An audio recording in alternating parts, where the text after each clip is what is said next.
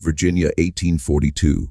They didn't discover rebellion. They discovered handwriting, a scrap of paper, torn, folded, hidden beneath a loose floorboard, carried letters too neat to belong to a slave child.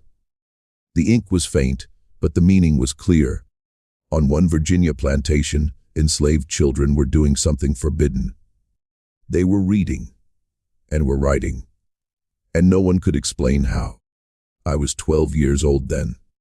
My name was Thomas, and I learned early that silence could save your life. The overseers didn't ask us directly. They watched. They watched how long our eyes lingered on posted notices.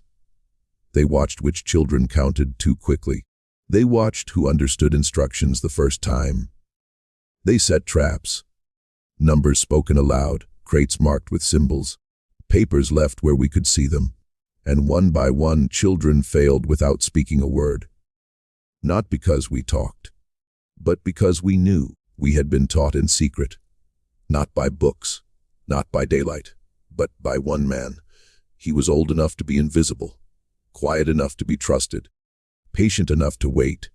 His name was Elias. At night, he drew letters in ash and erased them before dawn. He taught us to listen before speaking, to learn without showing, to remember without proving. Then one day he was gone. No announcement, no explanation, just absence. After that, everything changed. Children stopped answering quickly. Some pretended to forget. Others learned to appear slow. Mothers whispered warnings. Knowledge became dangerous, something to hide deep inside, like breath held underwater. The plantation believed it had won, but knowledge doesn't vanish. It waits. Years passed. Children grew older. The lessons survived, not on paper but in memory, in careful listening, in quiet understanding.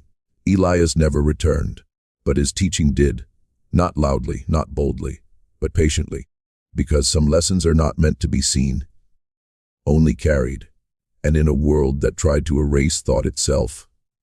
That was survival.